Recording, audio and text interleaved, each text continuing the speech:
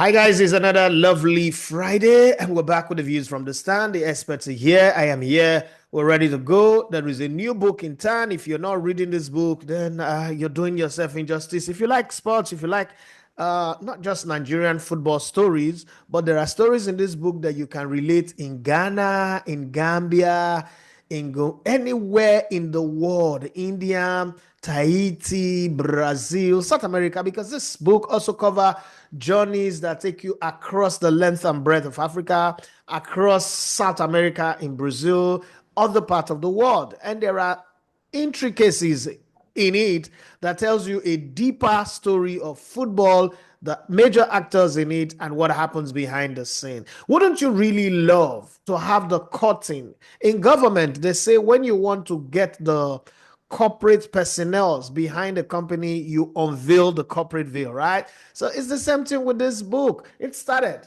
it's a series, like it's a like Netflix series. It started with this beauty, 1,000 times on the same road.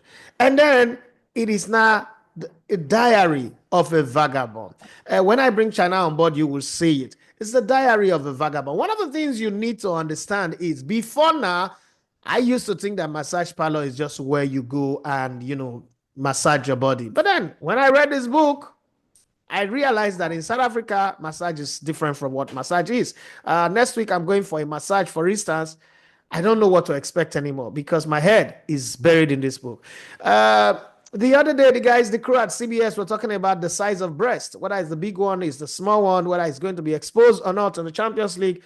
I don't know what that means, but when you read this book, I'm sure you would understand it better. Even those guys on CBS, Golazo, do not understand it as much as this. So, other, buy the 1,000 times on the same road and follow it up with the diary of a vagabond. Having said that, let's go straight. This man is the ancestor of football in Nigeria, and it is befitting that he's the one writing all of this book. And in one of the extra from the book, he told a story of him going on radio, insulting the fans of my dear club, Sharks Football Club of Port Harcourt, calling them all sorts of names that he would pretend to deny.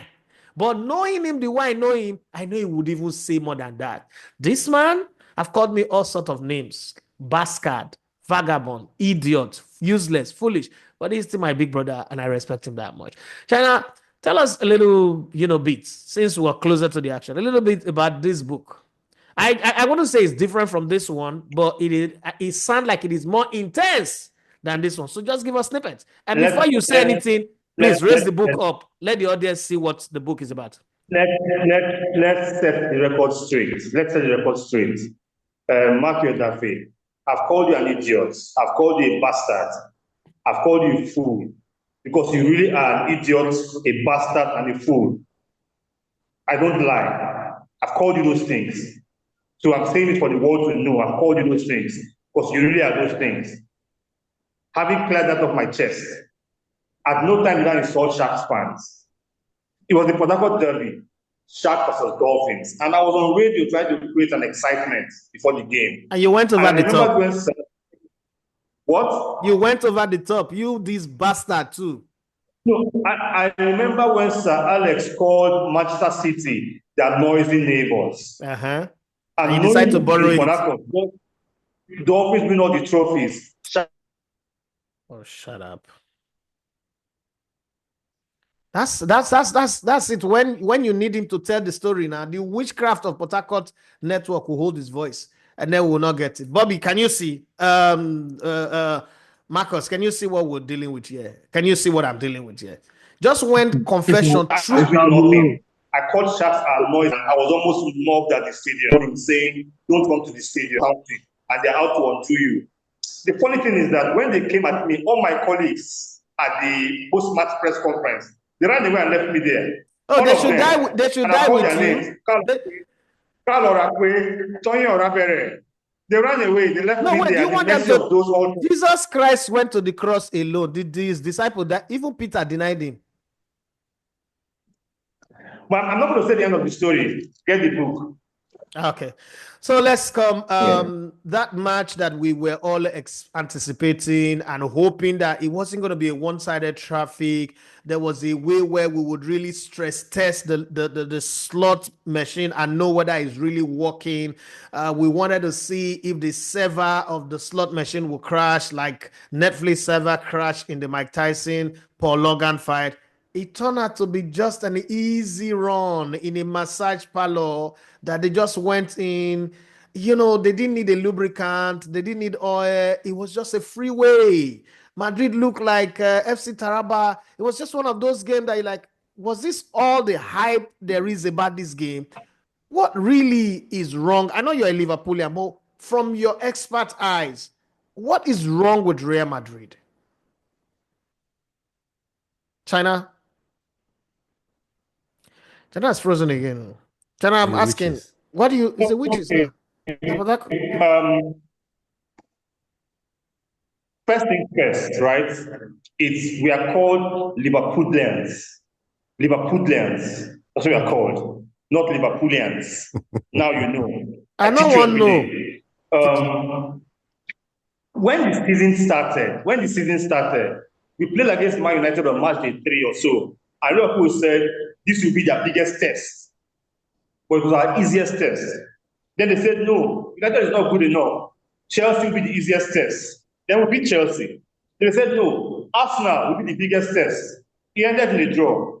Then Real Madrid will be the biggest test. Madrid was beaten. So just maybe West Ham, Leicester City, Charlton Athletic might be our big test. I wouldn't know. But But the Man Liverpool City, team Man this City is year, coming this weekend.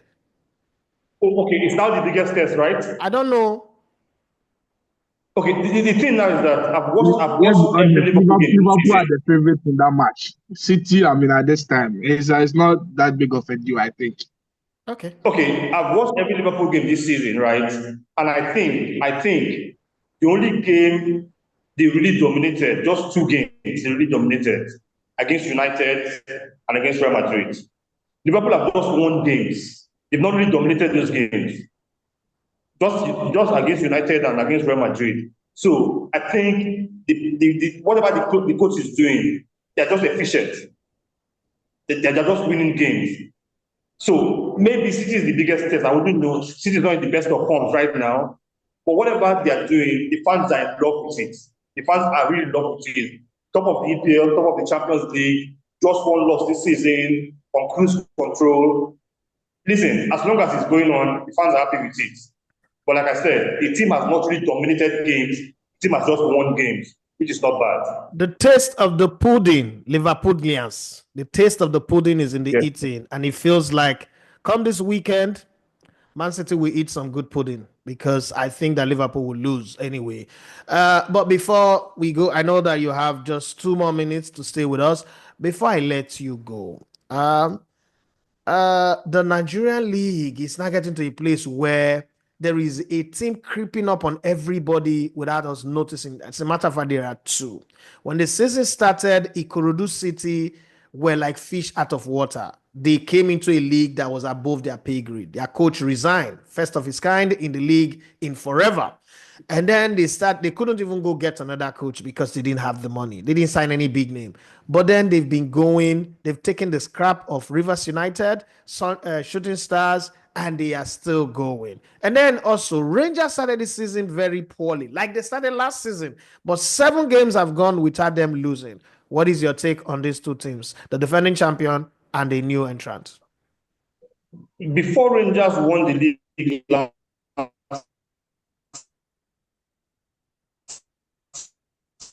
season, like I said, they fared badly. All of a sudden, they went on 5 straight games, and their split was between Remo Stars, Rivers United, Imba here and there. We have seen Rangers in third place. Ikorodu City, tipped for relegation. Tipped for relegation. All of a sudden, they beat Rivers United, they beat Shooting Stars, they drew some other away matches. I look at the league table, they are fifth on the table. I've tagged them on X. I've asked one of their directors, Toby, I think what you have said. What are you doing? What's going on within that club? How come there was just a sudden upturn in their form, right? You see, whatever they're doing it well. It's a league. This is just match the 14. So there are still 24 games left to be played in this league. So anything can still happen. But for Ikorodu City to be fifth, it's good for morale, it's good for confidence of the boys, for the coaches, for the management of that team, and for the fans too. They wouldn't win the league. So they wouldn't win the league. But the more points they get, the farther away they are from relegation, which we had to place them at the start of the season. So I think their target was just, let's stay in the division. And if they keep going like they will get it. For Rangers, always a top team. Remo Stars, Liverpool United, Enugu Rangers, Eyimba, tip to win the league. El Kanemi Warriors, unbeaten for so long, and they are still fourth on the table. So you can see that we have a title race here in our hands, a big title race in our hands. All right, thank you very much, China. And as we let you go, if you're out there, you can order for this book locally, or you can go on Amazon, or anyhow, you can reach China at Ikwere Man on China Archer Road. Ikwere Man on X, on TikTok, on Instagram. He's very active. He's very, very active. If you are lucky to have his number, I'm sure between my WhatsApp status and his WhatsApp status, I don't know which one is more active, but he's very, very active, and he responds to messages and calls. He's not that kind of superstar that doesn't respond to messages and calls. So whatever you want, you can order for this book. You will thank me for it later. Thank you very much, China, for being on the show once again. Let me go straight to Ghana. Yeah, it's Thanksgiving weekend in some areas of the world. Well, I don't know whether we have anything to do Thanksgiving for, but let me go to Marcus, Barrister Marcus. In case you're in Ghana, in the Ghana region, and you need a lawyer to give you, professional advice, I think this is one person you need to look out for. But having said that, Chelsea seems, we continue this conversation. You said when they get to their full potential, when they find the rhythm, one thing will happen.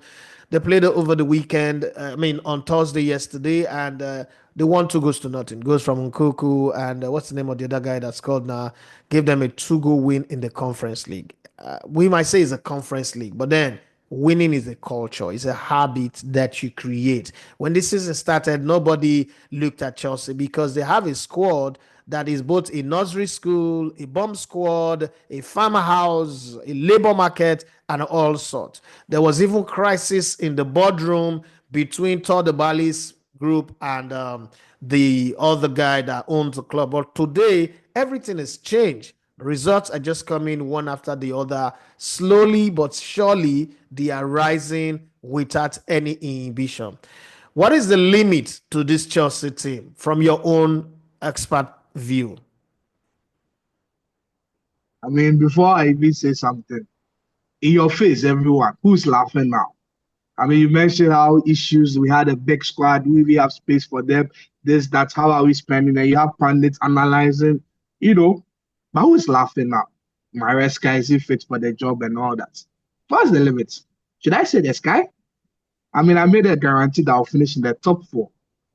But let's see how December pans out. I think I would upgrade it to watch us first position. We are coming for Liverpool. So you're upgrading to title contest now? Depending based on the condition on how we fare during the winter festivities. Bobby's laughing.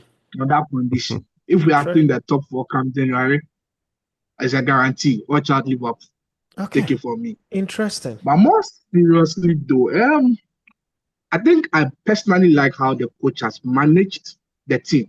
Since we have 2 squads that are firing on all cylinders, the Conference League and the league. I still think we have a bit of, mopping up and polishing to do with the defense. Like the weekend against Leicester, we do everything fantastic. Then we concede the needless and silly goal.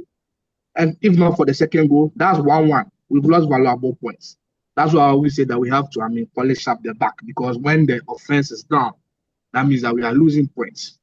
And to be honest, Madueke is good, but I think he plays better when he's in England than when he's at Chelsea. He should also start being benched for him to step up. Because after the Wolves game in which he scored a hat-trick, and I think Nottingham Forest, I've not seen anything from him. Time to give, Joao Felix, Nkunku, and even Mudryk a chance in the EPL. But so far, so good. The sky is the limit. Well, Marcus, I'm going to give you one assignment. By Monday, we will talk about it. The last international break that happened, the NFF of Nigeria, and this is a shame. It's sad that I'm even saying it to a Ghanaian, but I have to. We actually went to the shop, roadside shop, to buy jersey for our national team. Ghana wears Puma. So, as my lawyer friend, my learned colleague, or learned friend, I'm not your colleague, I'm not a lawyer. I would like you to help me unveil the content of I'm giving you this as a brief now, the content of the Ghana kitten contract. How big is it? What do Ghana get? What's the monetary incentive or clauses that are involved, and the equipment clauses that are involved, so that we can discuss it on Monday. But this is just a prelude to that. That said, let me jump to Bobby.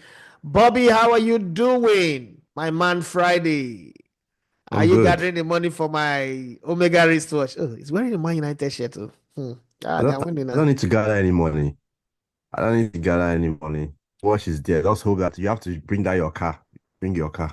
My car is Bobby, there you now. have no shame. You managed to win a questionable match yesterday. You are all dabbed up in What? United gear. Well, we'll see. Did you hear me talking about jumping around because of the game? I'm not you. You're the one jumping around because you defeated one mediocre team. I ain't jumping around. Hey, I'm loving this. I think we should just keep the three of us on this show now. Like, every other person take a break. Let's have this. We have 9 more shows after today. Before the year ends. That is to say, if we do every show Fridays and Mondays, and if this is the tone we're going to go into December, it's lovely. December is my birthday month, so it'll be fine for us to get it going. Bobby, Manchester United won yesterday. For me, I hate to call wins a scrappy win, because when they lose in a scrappy way, we say it's a defeat. So a win is a win. Amorim has started. The fans were nice to him. They welcomed him well. They gave him this feeling of, we are with you. How long will it take for us to see? Because there are still a lot of, old struggles. The old, like you said, the what's it called? You said the devil is being kicked away, but his agent are still around. There's a word you use. How long will it take, so that for those people who have expectation of Man United to know how to put their man, how long will it take for Man United to get back to swashbuckling consistency in football, whether in the league or European competition?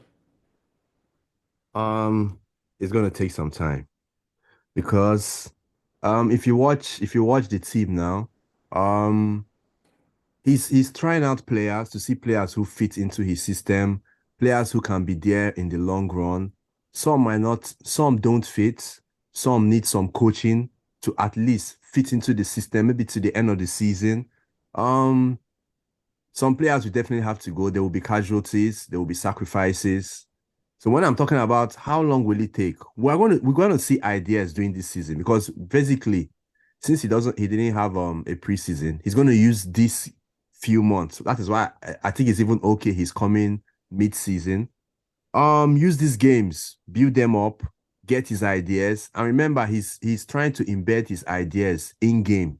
He uses games. He's not using friendlies. He's not using um, games of little consequence. Every game is important, but he still has to find a way to bed this. That's why he has to rotate the team. When some players are not playing, they are going through trainings. They are training, trying to learn the system. When they come back, the other ones are now learning. So gradually, it's going to take some time because there's a lot of work to be done. There's a lot of work to be done. Thus, if you look at decision making alone, is a major problem. Decision making alone. Sometimes some players don't know what to do. They don't know when to make the right pass, to make the right runs. All these things we have to check. I would say we're going to be patient with him. The fans have to be patient. Ineos has to be patient.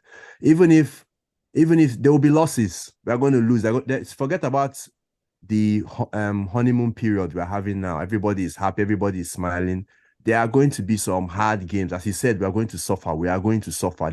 We haven't even gone anywhere in this season. This season is still a long way to go. So there will be casualties, but we have to let him. We are seeing the idea. Gradually, that idea is coming through. And with more games, they learn. With more games, he knows more about these players.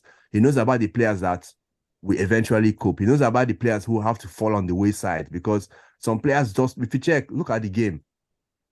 One thing you notice with Amorim so far is that his teams start with intensity. They restart the first half, they start with intensity. The second half, the same thing, they start with intensity. If you watch, we've gotten goals beginning of the game, at the restart after the restart of the second half. But we don't seem to maintain that intensity. That is a problem. That has to do with fitness, which has to take time. So, I would say his contract is 2.5 years. Basically, he has 18 months to get get working. I would say we have to give him this season is a free hit, to be honest. This particular season now is a free hit. We have to give him this season to embed his ideas, know more about the squad, make 1 or 2 changes that he can make, get the system flowing so we can watch what is going on.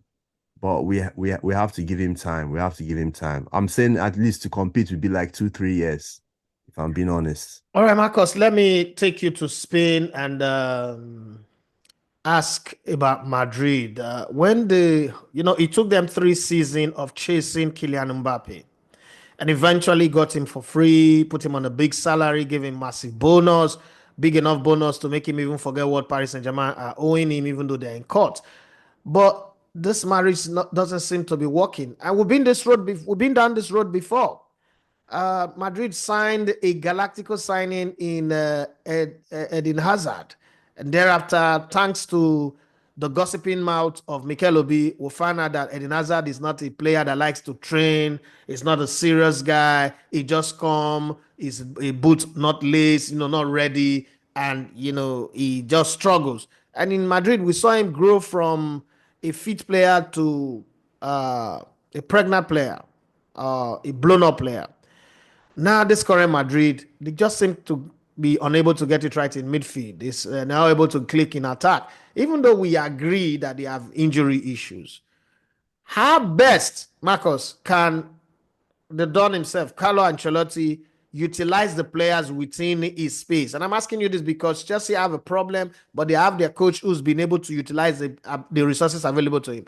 How can Carlo Ancelotti utilize this squad so that they don't get knocked out of the Champions League in the group stage? Because I can't remember the last time Real Madrid got knocked out in the Champions League in the group stage.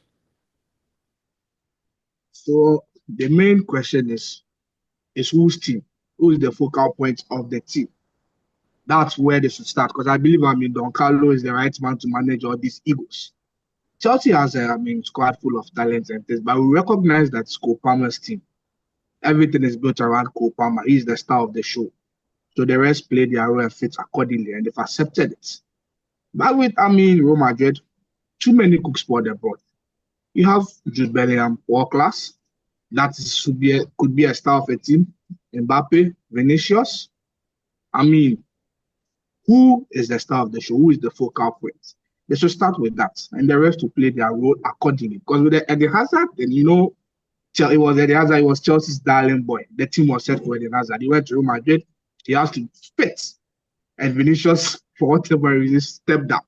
That's when Vinicius became Vinicius. So you had Toni Kroos and Modric and all these star-studded players there. You couldn't make it your own, and everything didn't have to revolve around you.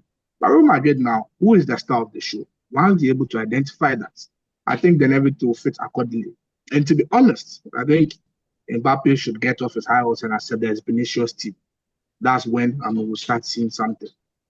If not, this is going to go to be their season. Okay, let me come to you, Bobby, for still on Madrid, but seems like I want to throw some people under the bus now.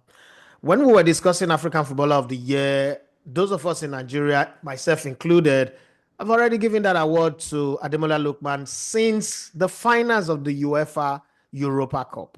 Every other thing from then till now is ceremonial, is leading up. But then out of nowhere, Brahim Diaz was, mentioned as a competition. I don't know why. But I want to now use Brahim Diaz as my bait, as well as Adan Golan. Please, are these two players good enough to play for the worst Real Madrid? Not to talk of a Real Madrid that is supposed to be building a Galactico team. Are these two players good enough? In relation to Diaz, let's be realistic. Diaz made some good contributions last season. So with the work he brings, with the part he plays, as our lawyer said, some people are the stars, some people have to play their part. Diaz plays his part. The problem why we are looking at it this way is because now he's become more important with injuries, but he has a part he plays. So yes, he's good enough to play for Madrid. Gullier is still a young kid. He's still learning. Most importantly, I think Gullier might have benefited from a loan. But I don't think maybe he's not ready to go for that loan now. Maybe at the end of this season, when he evaluates his game time, he might decide to go on a loan next season. But for now, he's a young kid. It's the same way they are trying to blood him in, just like Hendrick too. So yeah, they are good enough. But the problem is that they are depending on them more because of injuries, which you might say is not right. Injuries, as you mentioned, have not also been fair to one player. But I mean, when he played for Monaco, there was a high expectation. And Real Madrid came. As an Arsenal fan, I expected Arsenal to go for him. We didn't get him. The price was too much. He went to Real Madrid. Aurelio Tchouameni. And then also Camavinga. Aurelio Tchouameni is still out injured, but Camavinga is more known for a French song and his arrival at the French national team camp with the way he dresses than for his football. Is social media taking away from some of these players? I know that if Mario was here, he wouldn't agree with me. But it seems like these players, we're now beginning to have the way we have social media boxers in Paul Logan and the rest of them. Seems like we're now beginning to have social media footballers. Danny Ceballos, for instance, has been potential. This next year is going to be the year. Next year is going to be the year like Alex Iwobi, Jack Wishet, Theo Walcott, those players who every year is the year of a new beginning, like Nigerian pastors and their revival. But it's not really done it. What's happening to Aurelio Tchouameni, Valverde, Danny Ceballos, and the rest?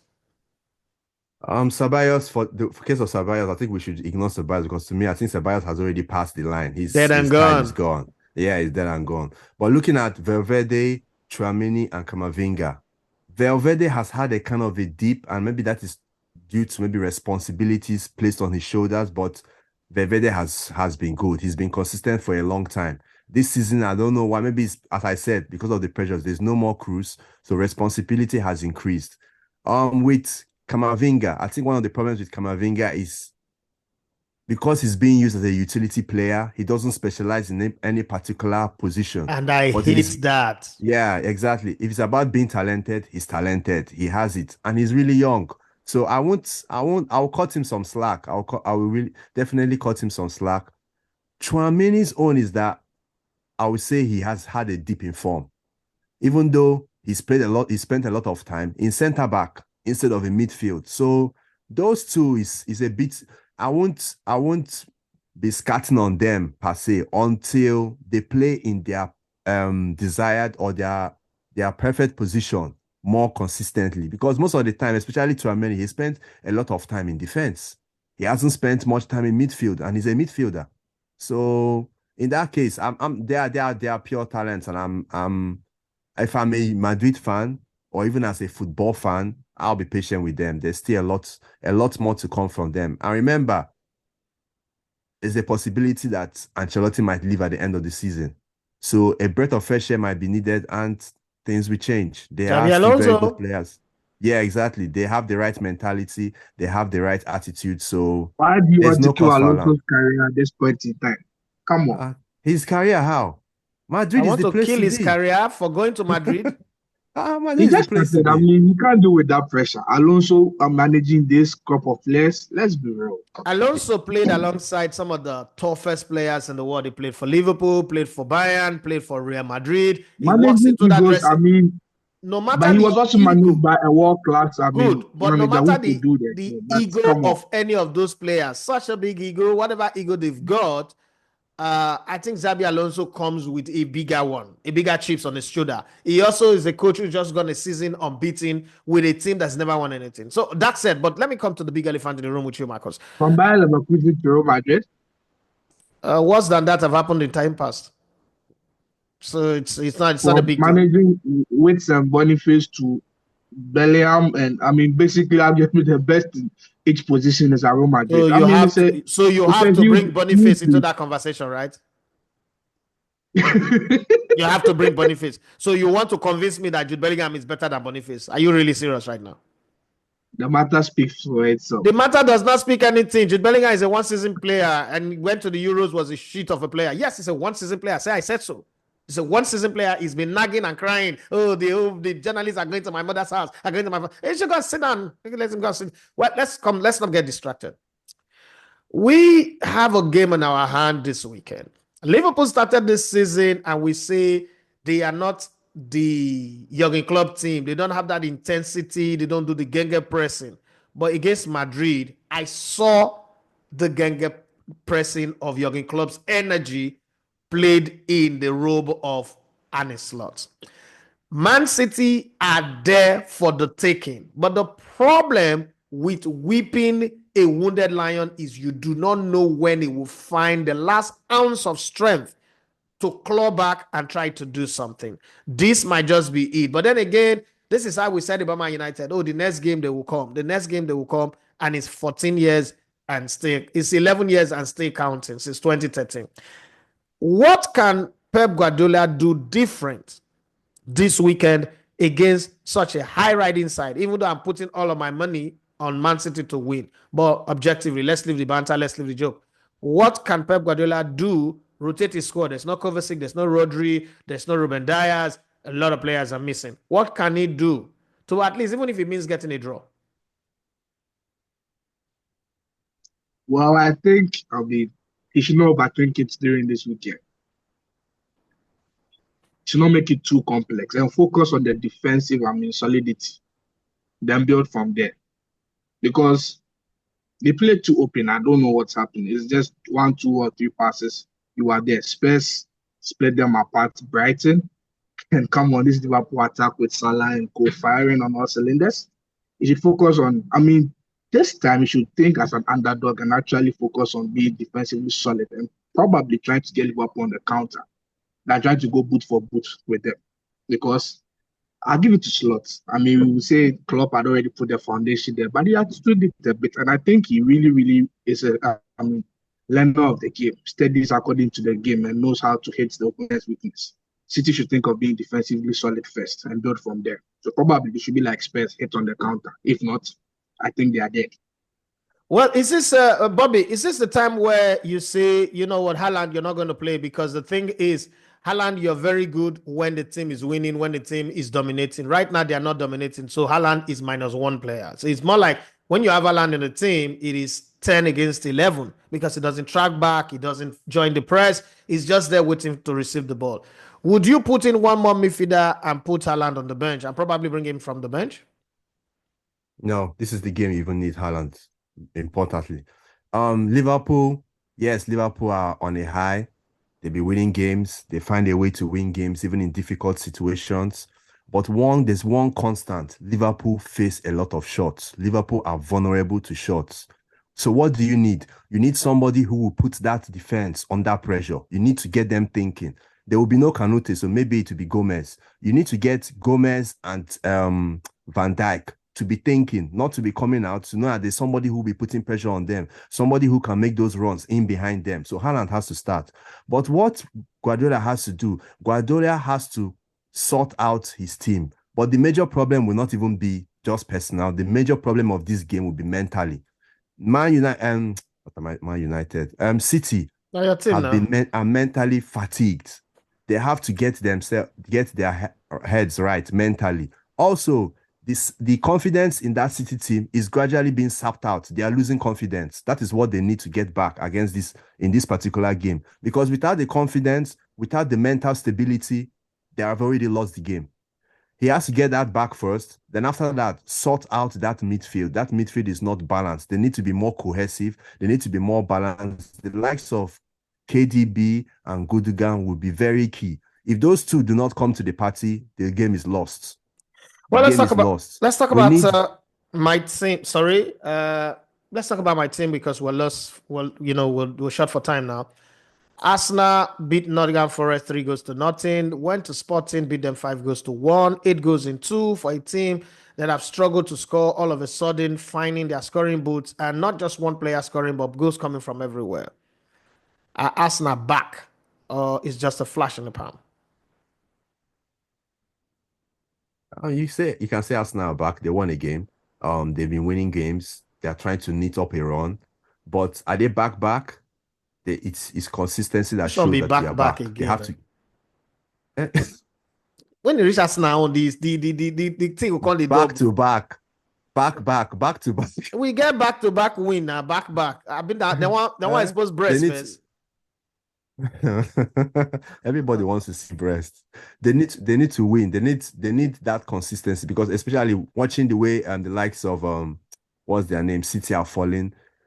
Arsenal have to just maintain this run. That's all. It's not about whether are they back or are they not back. Just maintain the run and keep on winning.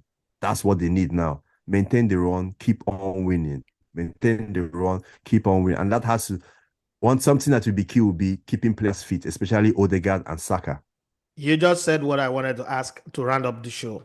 If Arsenal managed to get all their players fit from now to the end of the season, no injuries, no suspension, do you count them in for the title challenge? They are still in the title challenge. As it stands, they've always been in the title challenge. I've never removed them. So that is a certain. They're in the title challenge. They have been there ever since, and they will still be there to the end of the season. Oh, okay. All right. Thank you very much, Marcus. Thank you, Bobby. To you guys out there who's watching, please do what to subscribe. We're grateful for 17,011 subscribers so far. We wish we can get more.